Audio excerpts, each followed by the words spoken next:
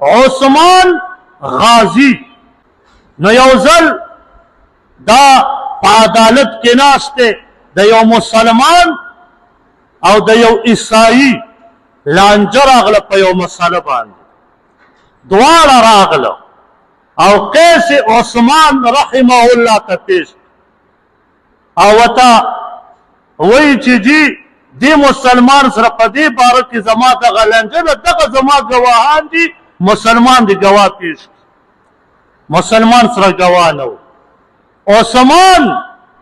هغه فیصله وکړه چې دغه شی دا د دې عیسائی دی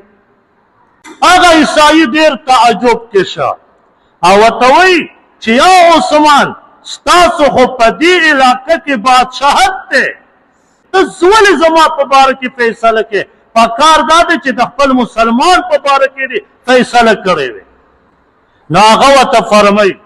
وایي مونږ ته قرآن الله رالیږلی الله فرمایي وإذا حكمتم بين الناس بالعدل او کله چې تاسو څوک فیصله کوونکی جوړ کړي په عدل فیصله کوئ هغه عیسائی متاثره شو لاړو خپل کور ته